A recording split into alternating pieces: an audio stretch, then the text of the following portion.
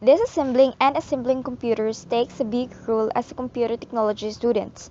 As what we learned when working with computer components, we need to work in a logical, methodical manner. Before touching our system unit, we must prepare ourselves, our workplace, and a set of tools. First, remove your watch or any other jewelry and secure loose clothing.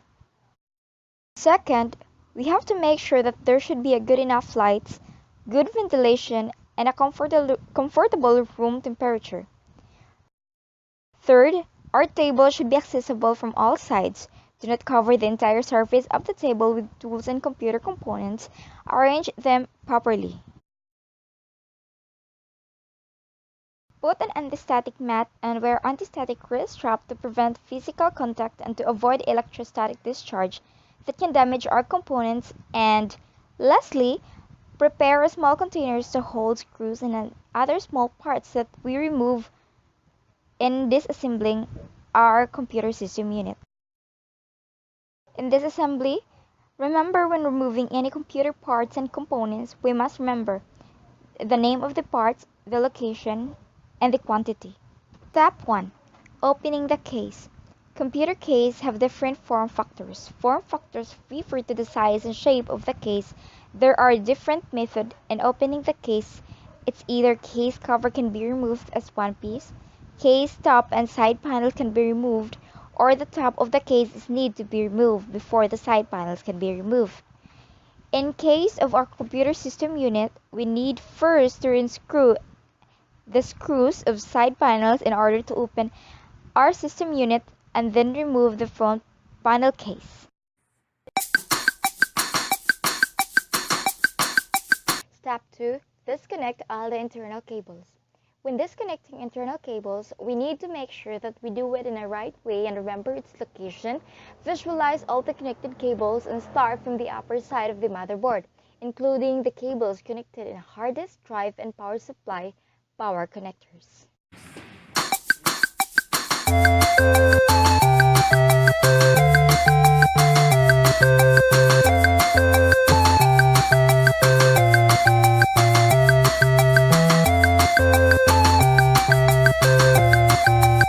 Step 3. Remove the hard disk holder. In order to disconnect the 20-pin power connector located at the left side of the hard disk holder, first unscrew the screw of the hard disk holder and remove it, including the hard disk drive, to its holder.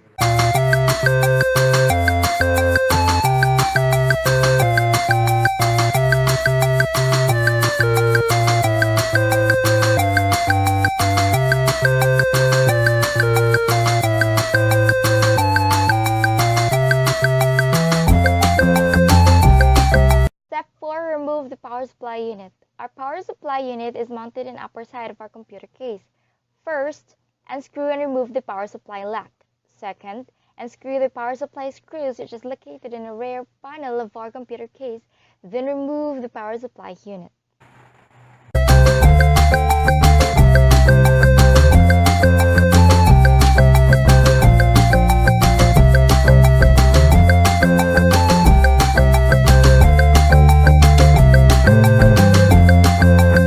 Step 5. Remove the LAN card. Unscrew the screw located in the PCI option slot of the case.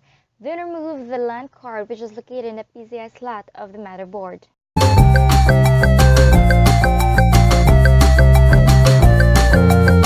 Step 6. Remove the random access memory sticks or RAM sticks. In removing the RAM sticks, which is located in the RAM slot of the motherboard, just simply push both sides of the ejectors and remove the memory sticks.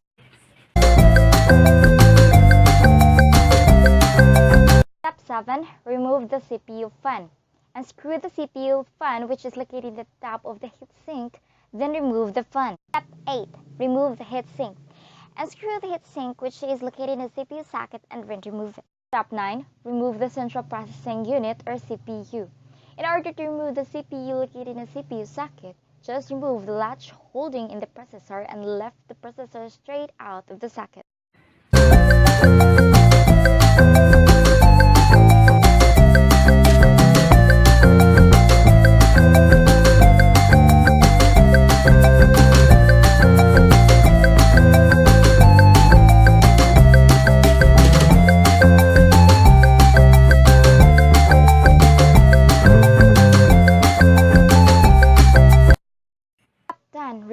motherboard.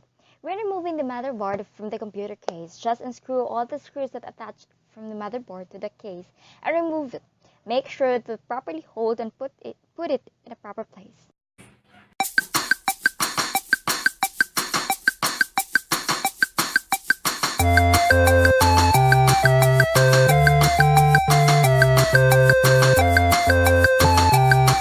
And that's all. We are done in disassembling a computer system unit. And now what I am going to do is to assemble the computer system unit. Step 1. Attach the motherboard to the computer case. Just attach all the screws of the motherboard to the case and make sure that it is properly seated.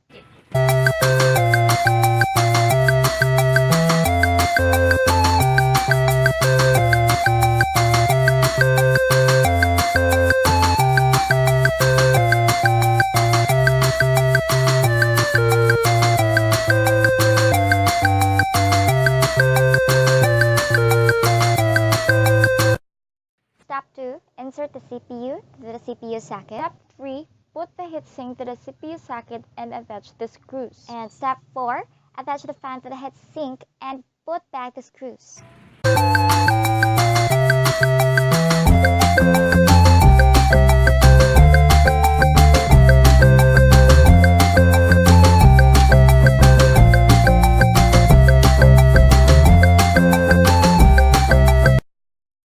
Step 5. Attach the RAM sticks to the RAM slots.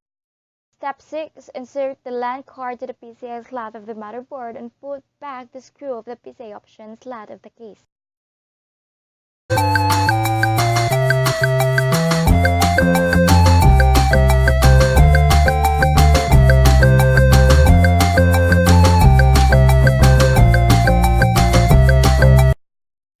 Step 7.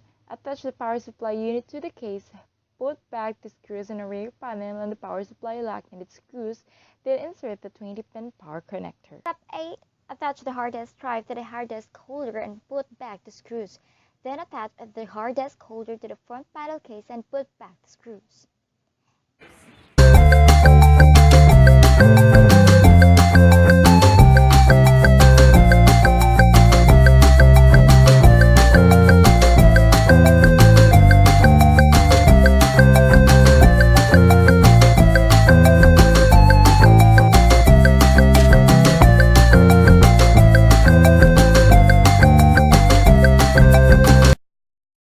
Step 9. Reconnect power supply power connectors, hard disk drive cables, front panel connectors, USB connector, and CPU fan connector. And for our step 10, attach the front panel case cover and the side cover, then put back the screw.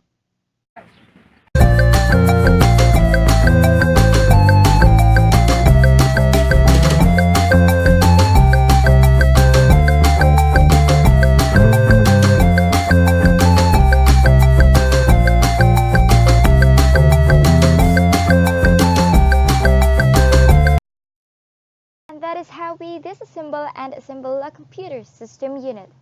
Have a nice day!